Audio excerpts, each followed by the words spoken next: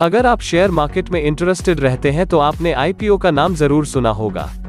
अगर आपने यह नाम कभी भी नहीं सुना है तो भी कोई बात नहीं, क्योंकि आज हम आपको आईपीओ के बारे में बहुत कुछ बताने वाले हैं, जिसमें आपको पता चलेगा कि आईपीओ क्या है, इससे क्या क्या डिसएडवांटेजेस हो सकते हैं, आप इससे कैसे बेनिफिट्स ले सकते हैं और यह कितने तरह का होता है। तो आइए जानते हैं आईपीओ के बारे में शुरू से। आईपीओ की full form initial public offering होती है और इस प्रोसेस के जरिए कोई भी प्राइवेट कंपनी पब्लिक कंपनी में ट्रांसफॉर्म होती है। आईपीओ के जरिए कंपनी पब्लिक होती है, एक्सचेंजेस में खुद को लिस्टेड करती है और शेयर्स सेल करती है। आईपीओ के जरिए कंपनीज को अपना कैपिटल रेज करके ग्रो करने का मौका मिलता है, जिसमें पब्लिक को शेयर इश्यू करके मनी रेज की जाती है। स्टॉक मार्केट में इसे फर्स्ट पब्लिक इन्विटेशन कहा जाता है, इसलिए इसका नाम आईपीओ रखा गया है। इंडिया में इस प्रोसेस को सेबी रेगुलेट करती है।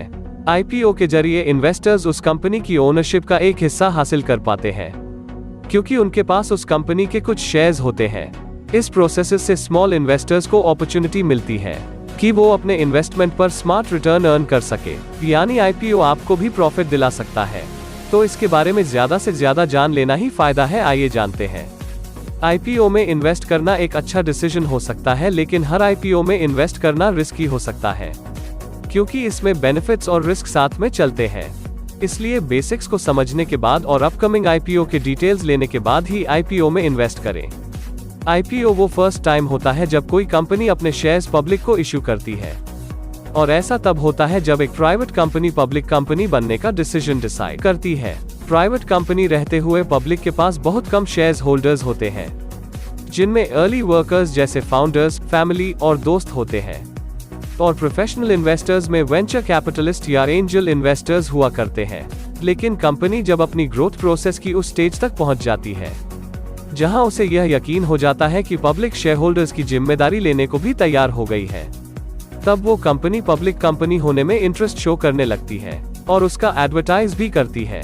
आईपीओ के दौरान कंपनी पब्लिक के लिए अपने शेयर्स की सेल ओपन करती है, और एक इन्वेस्टर के तौर पर आप डायरेक्टली कंपनी के शेयर्स खरीद सकते हैं और शेयर होल्डर्स बन सकते हैं। लेकिन आपको यह भी पता होना चाहिए कि एक इन्वेस्टर के तौर पर भले ही शेयर्स पहले खरीद सकते हैं, लेकिन उन्हें बेचने के लिए आपको थोड़ा इंतजार तो करना ही पड़ेगा, क्योंकि आईपीओ के स्टॉक एक्सचेंजेस पर लिस्टेड होने के बाद ही आप शेयर्स को सेल कर सकते हैं, उससे पहले नहीं। लेकिन कोई भी कंपनी पब्लिक क्यों बनती है, आइए जानते हैं।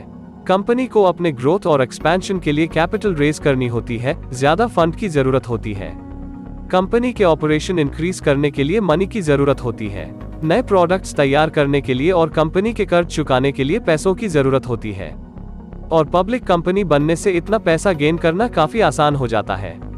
आईपीओ के जरिए कंपनी मार्केट में न्यू कस्टमर के बीच अब प्रोडक्ट्स एंड सर्विसेज को पब्लिक कर सकती है। आईपीओ के जरिए कंपनी का एक्सपोजर, प्रेस्टीज और पब्लिक इमेज इंक्रीज होती है, जिससे कंपनी की सेल और प्रॉफिट इंप्रूव होते हैं। आईपीओ किसी कंपनी के लिए काफी बड़ा स्टेप होता है, क्योंकि इसके जरिए कंपनी बहुत सारी मनी रेज कर सकती है। यानी आईपीओ एक कंपनी को ग्रो और एक्सपैंड करने की ग्रेट अपॉर्चुनिटी ऑफर करता है। तो ये रीजन है किसी प्राइवेट कंपनी के पब्लिक बनने का। यानी आईपीओ लार्ज कंपनी के लिए एक फंड रेजिंग मेथड होता है, जिसमें हम पहली बार अपने शेयर्स को पब्लिक को सेल करते हैं। लेकिन क्या आईपीओ से कंपनी और इन्वेस्टर्स को प्रॉफिट गेन होता है?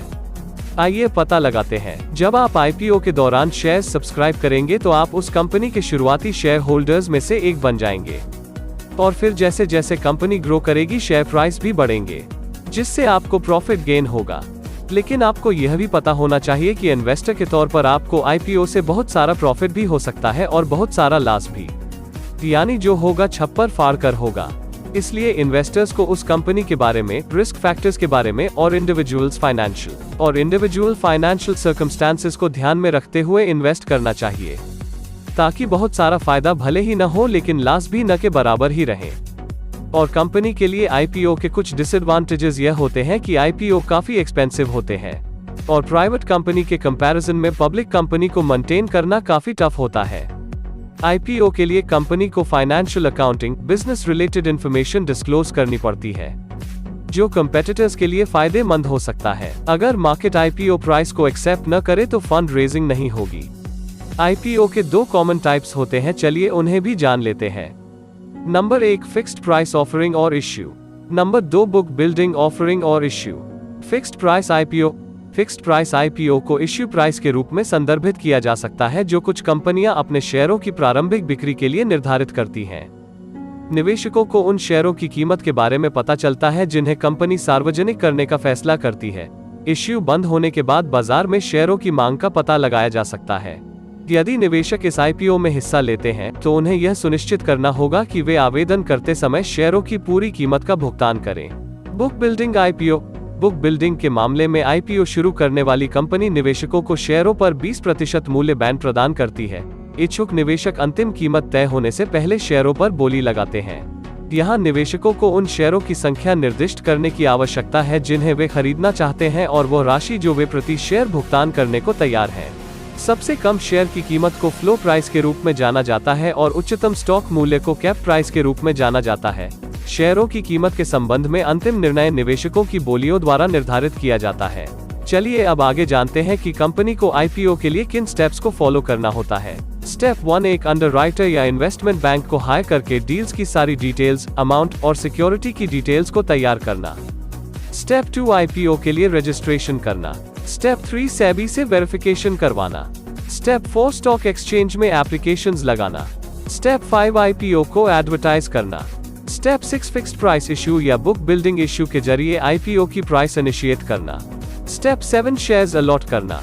तो कंपनी इन 7 स्टेप्स को फॉलो करती है तभी शेयर्स अलॉट कर पाती है। तो चलिए आज की वीडियो में बस इतना ही, फिर मिलता हूँ आपसे एक और वीडियो के साथ।